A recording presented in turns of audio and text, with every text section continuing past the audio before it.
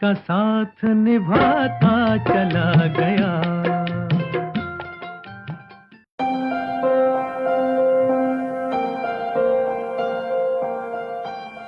I am proud to have the connection with you through Awaaz India television team.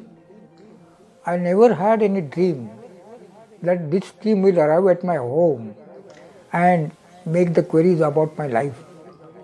It is a proud privilege for me to have a talk with you through this medium.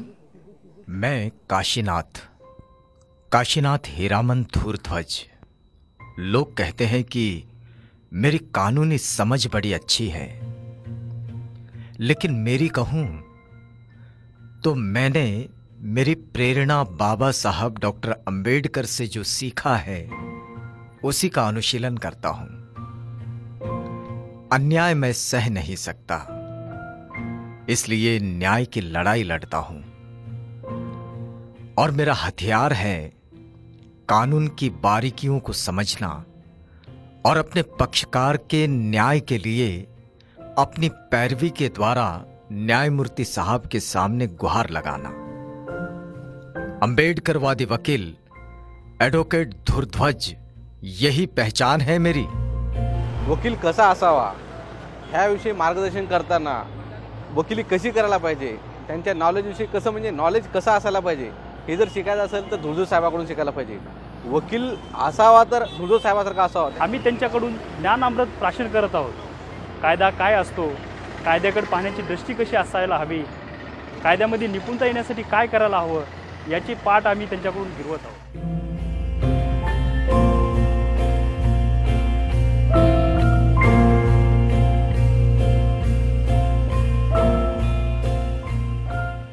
मैंने कभी सोचा भी नहीं था कि आप मेरे पास आएंगे।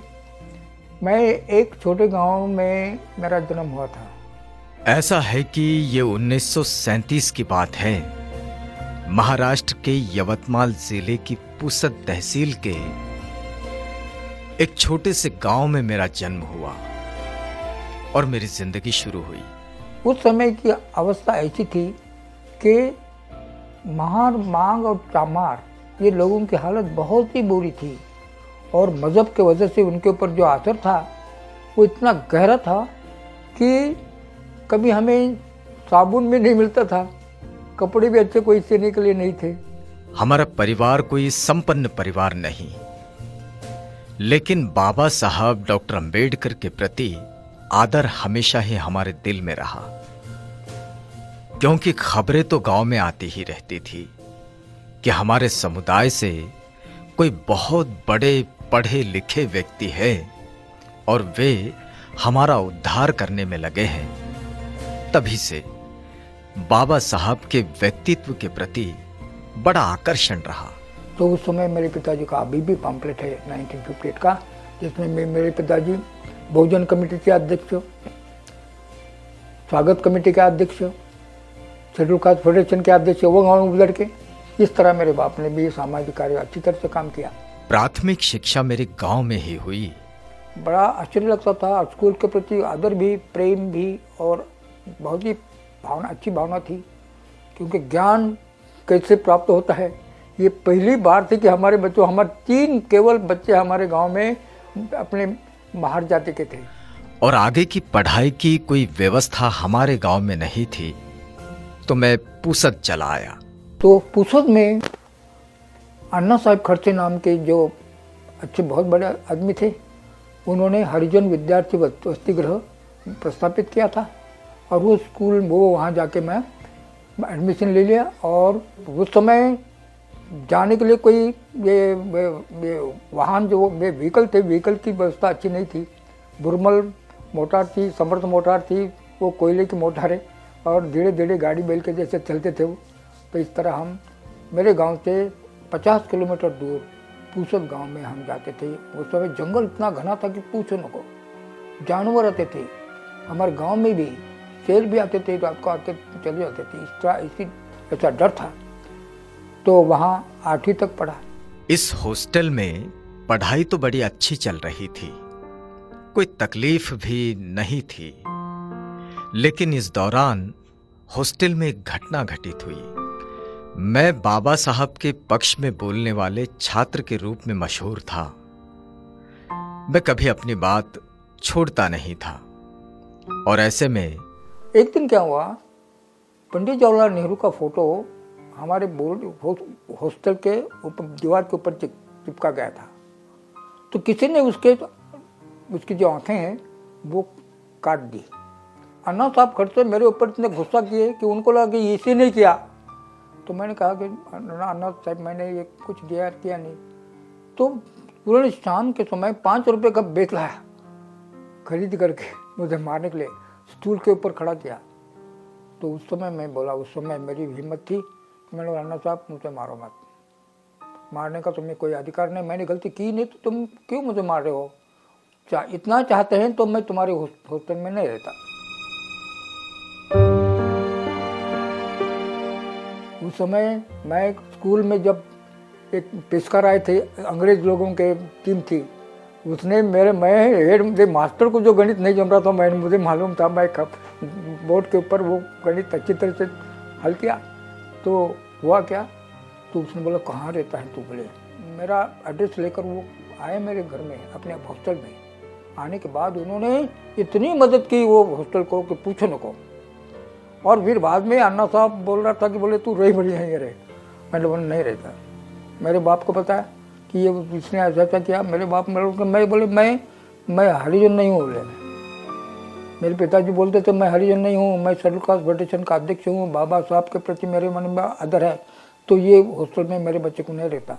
हॉस्टल से निकला तो 11वीं उमरखेड़ में पढ़ा और फिर वहां से नागपुर आया। नागपुर उस वक्त भी आज की ही तरह अंबेडकरवादी आंदोलन का गढ़ हुआ करता था।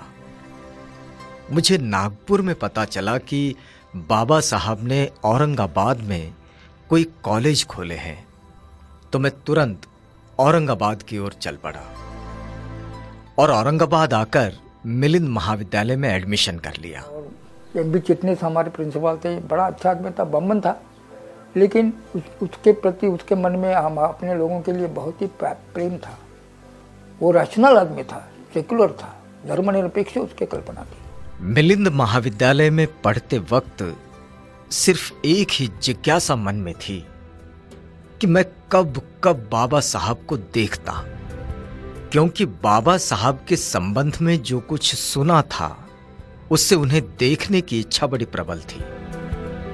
और फिर एक दिन बाबासाहेब कॉलेजच्या समोरच्या बाजूला बसलेले होते, ते झाडं लावत होते, सर्कल करण्यासाठी हे करत होते। तुम्ही एकदम मधल्या बाजून आलो आणि लॅबोरेटरीमध्ये प्रयोगशाळेमध्ये प्रयोग चालू असताना माझ्या सँडलचा आवाज येत होता। त्यांनी बघितलं ते आवाज, की म्हणे वराळ्या त्या पोराला बोलावून घे इकडे। मला एकदम घाबरलो की म्हणलं मग काही केलं नाही मी, आणि एवढं काय पंचक माझ्यावर आला। मी उभा राहिलो, मला बोलता येईना, कारण एवढ्या मोठ्या माणसाला बोलायचं म्हणजे फार मोठं धाडस लागत होतं। तर तो म्हणाला का रे तुझं नाव काय? मी नाव माझं सांगितलं। नाव सांगितलं म्हणे तू कुठे राहतोस? म्हणलं वसतिगृहात राहतो म्हटलं।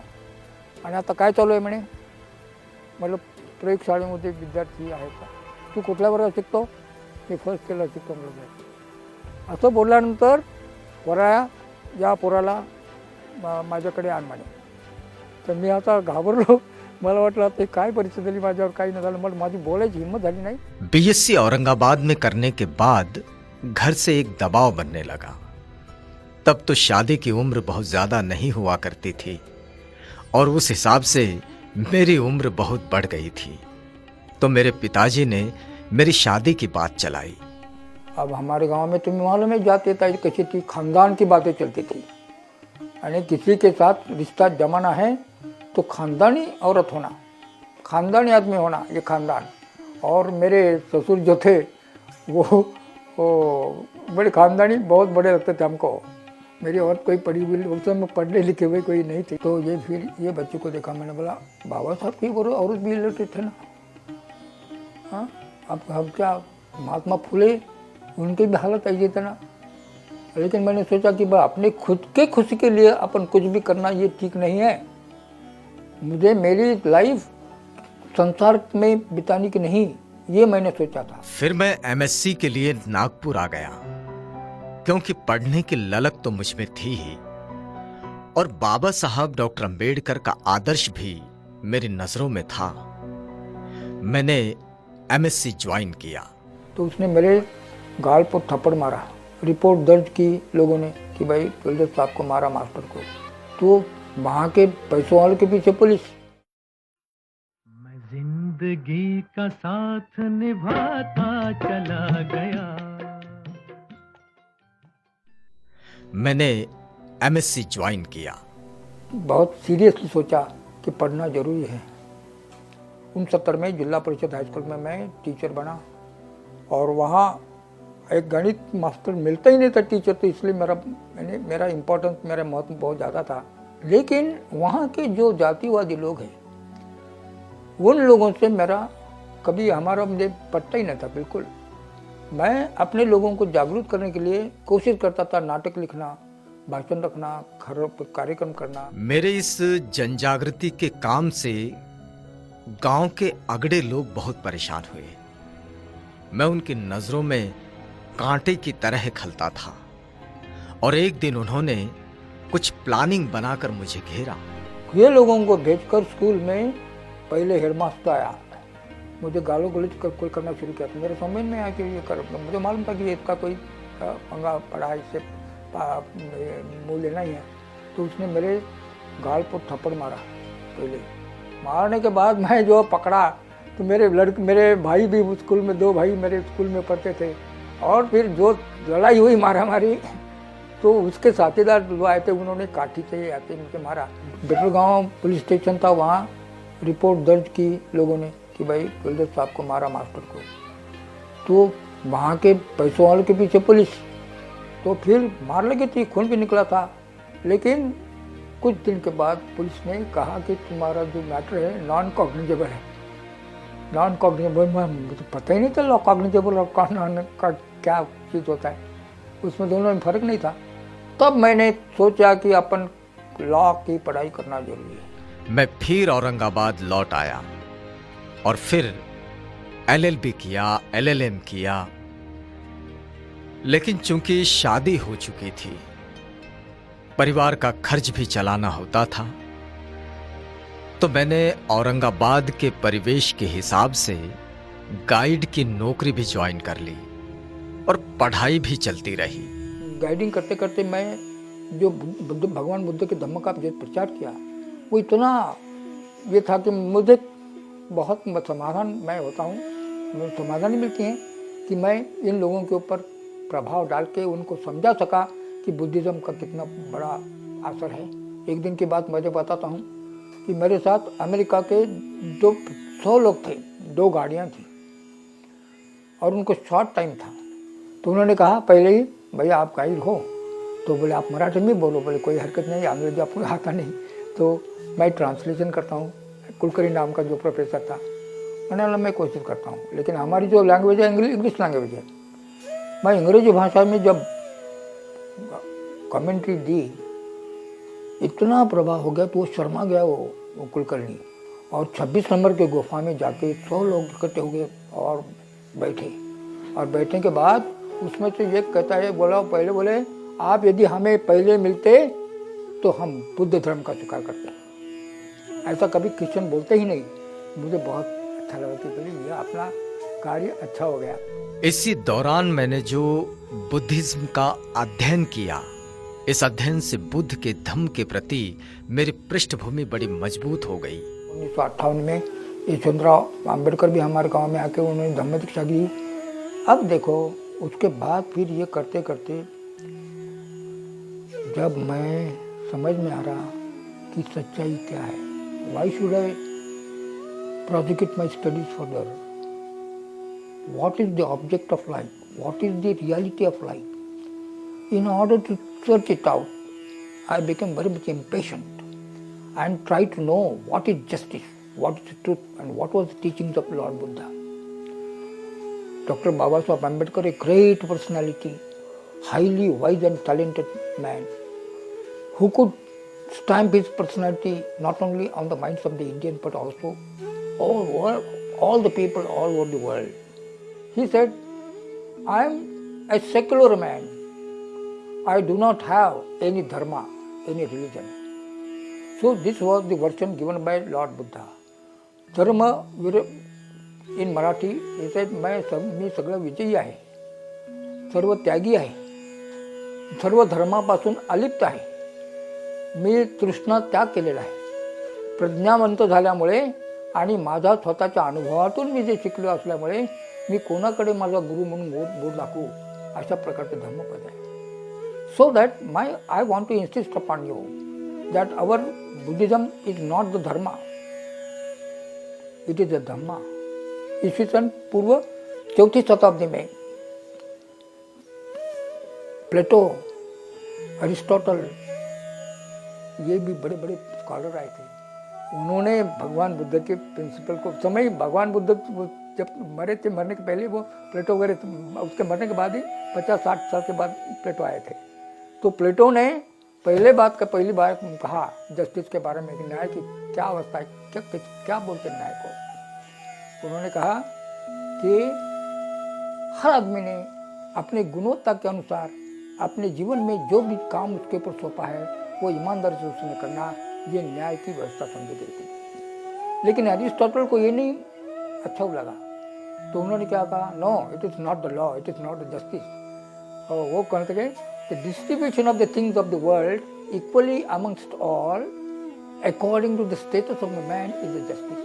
ये न्याय का, न्याय और भगवान बुद्ध के तत्व का कोई समान दोनों समझे जाते हैं. जिंदगी यूं ही चल रही थी, लेकिन कुछ घटनाएं जो मन के किसी कोने में अजरामर हो गई. बाबा साहब के महापरिनिर्वाण की बात आपको बताता हूं. तेव्हा एम.बी. चिटणीसांनी वर्गातून सांगितलं की आपले या संस्थापक या संस्थेचे आता जिवंत नाहीत. हे म्हटल्याबरोबर इतकं वाईट वाटलं की या ठिकाणी आम्ही जेवण वगैरे चांगलं त्या दिवशी केलं होतं आमच्या वसतिगृहामध्ये. याच वसतिगृहात मी राहत होतो. आणि जेवण करत असताना हे जेवण चांगल्या प्रकारचं पक्वाने केले होते. परंतु बाबासाहेबांची वार्ता कळल्याबरोबर आम्ही ताबडतोब त्या रेल्वेने निघालो मुंबईला जाण्यासाठी. आणि तिथं आम्हाला सगळ्यांच्या पुढे बसण्यासाठी लोकांनी आम्हाला संधी दिली. जेवणाची सुद्धा पर्वा केली नाही आम्ही, परंतु तिथे सगळे हॉटेल मोकळे करून टाकले होते त्या मुंबईच्या लोकांनी आम्हाला फुकट. पण तिथे सुद्धा खाण्याची इच्छा होत नव्हती. कि ऐसा कभी सोचा भी नहीं था कि हम मरे, ऐसा लग रहा हमें उस समय लगा था. फिर हम गए तो एक बात मैं आता बताता हूँ कि उनके गाड़ी के वो जो गाड़ी प्रेत यात्रा जब चल रही थी बॉम्बे में, हजारों लोग, बाप रे, कभी किसी ने देखा नहीं होगा, वो चल रहे थे. और चलते चलते फिर क्या हुआ, मैं वो जो पुष्प के जो धागे थी वो खींच कर तो फूल मेरे पास रखने के लिए, कुछ इसके फूल अपने घर में रखूं बाबा साहब के प्रेत समय, ये सोच के मेरा खून निकलेगा तो मेरा हाथ का, तो भी मुझे परवाह नहीं था.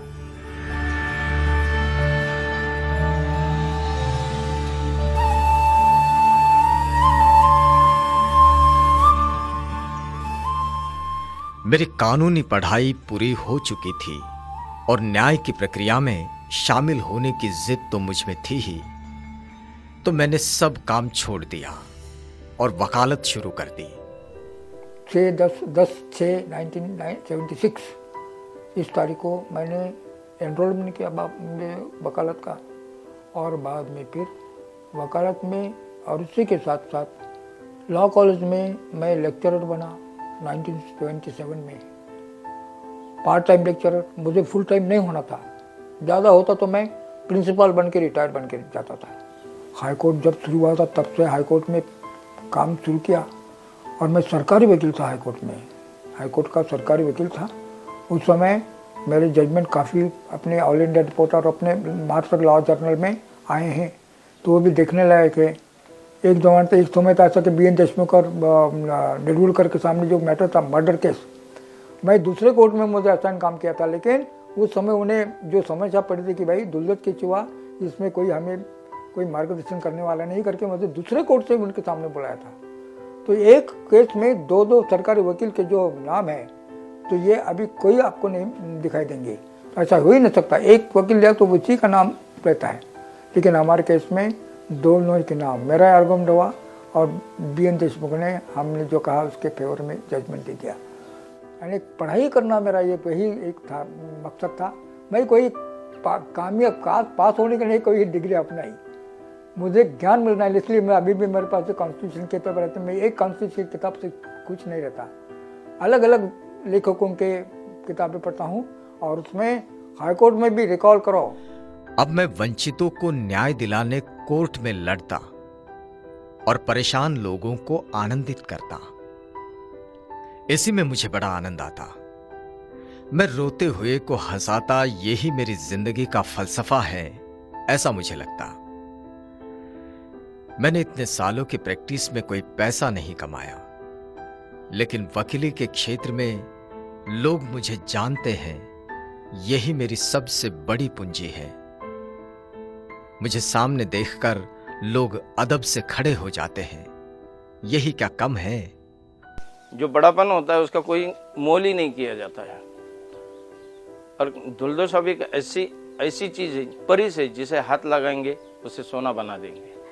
और इनके प्रिंसिपल के मुताबिक जो धम्मा विचार है, ये धम्मा और बाबा साहब के प्रिंसिपल के तौर पे, प्रिंसिपल के विचारों से इतने प्रेरित हो चुके हैं कि मैं भी उनका कुछ उनके चरण स्पर्श करो, इसी माहौल से मैं प्रेरित हुआ हूँ और उन्हीं के साथ चलते आ रहा हूँ। माझे सर हे माझे आदर्श आहेत आणि माझ्या छोट्याशा एका गावातून मी आज इथं हायकोर्टात प्रॅक्टिस करण्यासाठी आलेला आहे।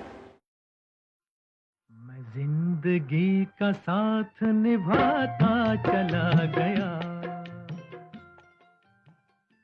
आज माझे सर हे माझे आदर्श आहेत आणि माझ्या छोट्याशा एका गावातून मी हे सरांचीच एक प्रतिसाद म्हणून घेऊन मी आज इथं हायकोर्टात प्रॅक्टिस करण्यासाठी आलेला आहे। आणि सरांनी मला इथं येऊन मोठं वेळोवेळी गाईड केलं आहे। अब तो उम्र के 8वें दशक में पहुंच गया हूं मैं।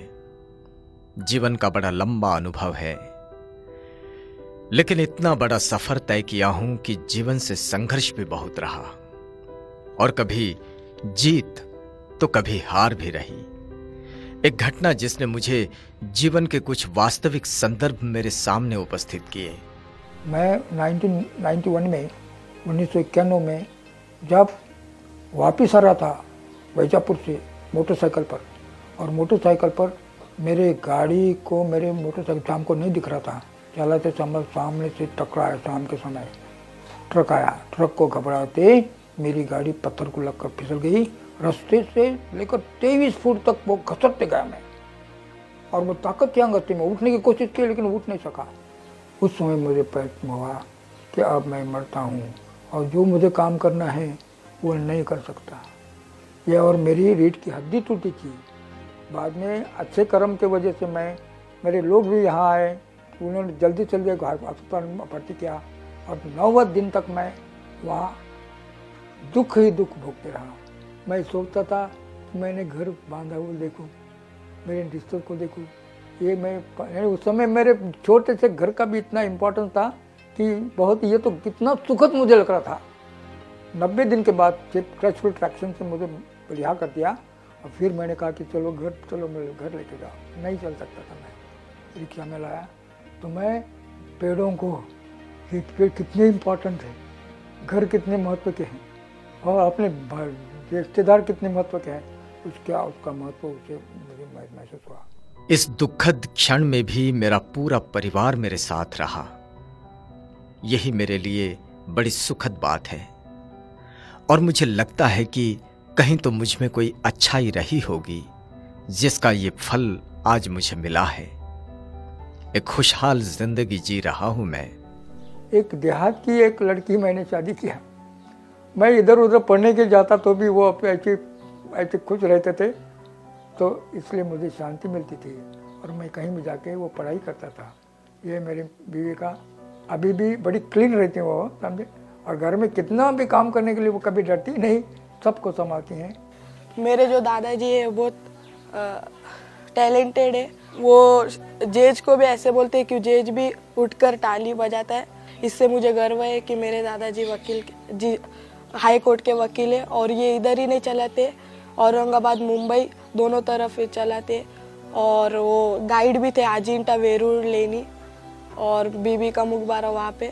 आम्ही जे दोन्ही माझे दोन देर, माझे मिस्टर आणि त्यांचे भाऊ आणि आम्ही दोन्ही जावा ॲडव्होकेटच आहे आणि पूर्ण आमचे मेन स्विच आहे ते आमचे सासरेच आहेत, त्यांच्यावर डिपेंड राहतो आम्ही आणि त्यांच्या प्रेरणेनुसारच आम्ही बाकीचे कामं करतो। जैसा पिताजी ने जो हमारे स्ट्रगल करे बहुत, लेकिन गौर गरीबी के वास्ते उनके जो भी रहता तो गौर गरीब के वास्ते ही करते हैं। उनका एडवोकेट पूरे उनके पुअर लोगों के लिए ही किया उन्होंने, और हम वही कहते हैं कि बेटा पैसा मेन चीज़ नहीं है, किसी का भला करो उसी में ही अपना भला है। तो उनकी प्रेरणा लेके मैं भी एडवोकेट बना हूँ, उनके नक्शे कदम पर चलना चाहता हूँ। मेरे इस पूरे परिवार में ये एडवोकेट्स की कतार लगी है और सभी सोशल, तो मुझे बड़ा अच्छा लगता है। मराठवाड़ा विश्वविद्यालय के नामांतरण आंदोलन की एक घटना आपको बताता हूँ। जेव्हा जोगेंद्र कवड्याला आम्ही प्लॅनिंग करून आमच्या स्टेजवर बोलावलं होतं, वेगवेगळे जोगेंद्र कवड्यासारखे माणसं तयार केले दाढीवाले, तिकडून एक गट यायचा, तिकडून एक असा वेगवेगळ्या दिशेनं गट आले आणि जोगेंद्र कवडे येऊन आमच्या स्टेजवर जेव्हा बसले तेव्हा पोलिसांनी जो गराडा घातलेला होता आणि त्या गराड्यामध्ये पोलिसांनी एक लाईन लावली त्यांना आदेश देण्यासाठी आणि त्यांना पकडून घेऊन जाण्यासाठी। तर तेव्हा मी अध्यक्ष या नात्यानं वकील होतो, म्हणून मी वॉर्निंग दिली गव्हर्नमेंटला, पोलीस अधिकाऱ्यांना, की मी नियमित रीतशीर परवानगी काढलेली आहे आणि या ठिकाणी जोगेंद्र कवडे येतील की नाही आम्हाला माहीत नव्हतं, ते मध्येच आलेले आहेत आणि यदाकदाचित तुम्ही लोकांनी या जोगेंद्र कवडेच्या कोणा हात जरी लावला आणि काही म्हणजे आदेश देण्याचा प्रयत्न केला आणि हे माझे विद्यार्थी समोर बसलेले आहेत हे जर संतापले आणि या ठिकाणी गोळीबार जर करण्याची तुम्हाला पाळी आली तर याची संपूर्ण जबाबदारी तुमच्या गव्हर्नमेंटवर राहिली। तुम्हाला 3 वेळेला मी वॉर्निंग देतो म्हटलं, तर 3 वेळेला वॉर्निंग दिल्यानंतर ते पोलीस वापस गेले आणि जोगेंद्र कवडेंच्या 2 वाजेपर्यंत भाषण त्यांनी सुरू केलं होतं। त्याच्या केसेस कोर्टामध्ये झाल्या, किती दिवस चालल्या, हातकड्या टाकून सुद्धा नेण्याचे प्रयत्न झाले, पण वकील असल्यामुळे मला कोणी हातकडी टाकले नाही। औरंगाबाद खंडपीठ, नागपूर खंडपीठ तसेच मुंबई खंडपीठामध्ये वेगवेगळ्या प्रकारच्या केसेस चालवलेल्या आहेत आणि नुसत्याच चालवल्या नसून त्यांनी वेगवेगळ्या प्रकारचे लॉ लेट डाऊन कसे होतील याकडे भर देऊन जजेसना नवीन लॉ लेट डाऊन करण्यासाठी मार्गदर्शन कसं होईल तशा प्रकारची आर्ग्युमेंट माननीय उच्च न्यायालयामध्ये सरांनी बऱ्याचशा मॅटरमध्ये केलेली आहे। साहेबांचे विचार बघून मला इतका पावर आला की हायकोर्टामध्ये एकमेव आणि पूर्ण महाराष्ट्रामध्येच नव्हे तर भारत देशामध्ये या कॉन्स्टिट्यूशन ऑफ इंडियाचे फिलॉसॉफर असे त्यांचे विचार मला फार आवडले आणि त्या विचारानुसार मी माझे काम आणि वकील व्यवसाय करायला सुरुवात केली। हायकोर्टामध्ये अत्यंत मोलाचे सल्ले सरांकडून भेटत असतात। सर जे आहेत सुरुवातीपासूनच चळवळीमधून आलेले आणि वेगवेगळ्या अष्टपैलू व्यक्तिमत्व असणारे सर आहेत। सर आमच्यासाठी रिस्पेक्टेबल आहेत। मेरा मानना है कि हमने जाति व्यवस्था खत्म करने के लिए जानबूझकर प्रयास करना चाहिए। मैंने बाबा साहब से यही सीखा है और ये हमारी जिम्मेदारी भी है। समानता यूं ही स्थापित नहीं होगी, उसके लिए प्रयास करना होगा। कि सुख तो तुम मध्यम मार्ग पर बिल्कुल भोगो, ये लाइफ है तुम्हारे सुख भोगने का। किसी को बुरा मत समझो, कोई चीज़ दुनिया में बुरी भी नहीं है और अब ये कुछ नहीं है, कोई there is no wrong time and place for duty. तो वहाँ सुख को क्या बोलते हैं, क्या समझते हैं, कैसे सुख होता है, ये अपनाने की कोशिश करना बड़ी महत्व की बात है और ये ज्ञान के सिवाय आप नहीं प्राप्त कर सकते। इसलिए पढ़ते जाना और पढ़ने से, और केवल पढ़ना ही नहीं तो उसका वास्तविक रूप में कैसे इस्तेमाल किया जाता है इसको भी देखना। सामाजिक और आर्थिक बदल करने के लिए जो भी आप करना चाहते हैं तो ये आप कोशिश करो और प्रेम समाज का अपने ऊपर ले लो। इसके सिवा तुम्हें दूसरा कोई नहीं, खाना पीना अच्छा रहना, ये शरीर तो कभी भी जाता है। इसलिए ये जो निरस्वर है यानी ये नाश होने वाला शरीर, इसको ज़्यादा महत्व देना जरूरी नहीं है। तो आप अपने सामने जो समस्याएं हैं इसको हल करने की कोशिश करना बौद्धिक, नैतिक और समाज के प्रति आदर, ये करना अपना फर्ज होता है। ये काम करो, स्वार्थ मत रखो और अपना त्याग करने की कोशिश करना। त्याग करो, मरना है ये सोच के काम करो। तथागत बुद्ध की सीख अपनाना और न्याय की लालसा, बस यही मेरे जीवन का मकसद है। मैं चला कोर्ट में एक नई पैरवी के लिए। रिश्ता दिल से दिल के एतबार का, जिंदा है हम ही से नाम प्यार का। रिश्ता दिल से दिल के एतबार का, जिंदा है हम ही से नाम प्यार का। के मर के भी किसी को याद आएंगे, किसी के आंसुओं में मुस्कुराएंगे। कहेगा फूल हर कली से बार बार, जीना इसी का नाम है। किसी की मुस्कुराहटों पे हो निसार, किसी का दर्द मिल सके तो ले उधार। किसी के वास्ते हो तेरे दिल में प्यार, जीना इसी का नाम है।